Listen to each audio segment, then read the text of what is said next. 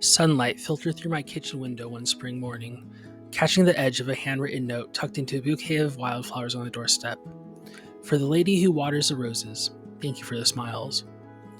I'd moved into the quiet suburban cul-de-sac 6 months earlier, a single mom juggling night shifts at the hospital and raising my son, Theo, who missed his dad after the divorce. Our backyard was a patch of overgrown weeds, a far cry from the vibrant community gardens I'd envied next door, where elderly Mr. Harlan tended his plots with arthritic hands and endless patience. Mornings, I'd sip coffee, watching him prune roses, while his whistle carrying over the fence like a melody from simpler times. One day, Theo's soccer ball sailed into his yard.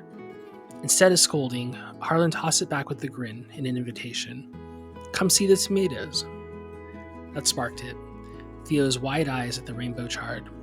Harlan sharing seeds and stories of his late wife, who loved gardening as therapy.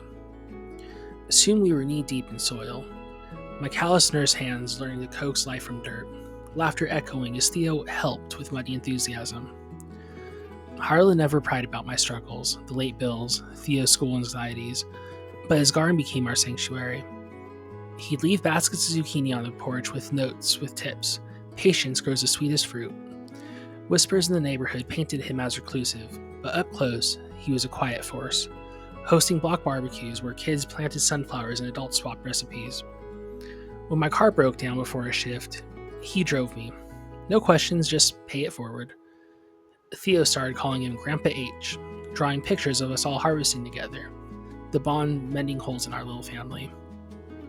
The turning point came harvest season, under a canopy of autumn leaves when Harlan gathered neighbors for a feast.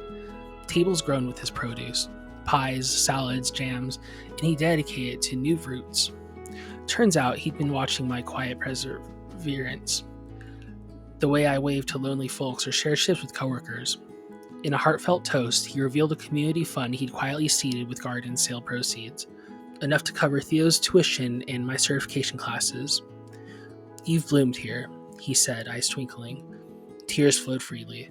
The neighborhood, once silos of fences, united in applause, forging friendships that outlasted the meal. That garden didn't just yield vegetables. It cultivated belonging. Harlan passed the next spring, but his plot thrives under our care. A legacy of kindness rippling outward. Wholesome truths.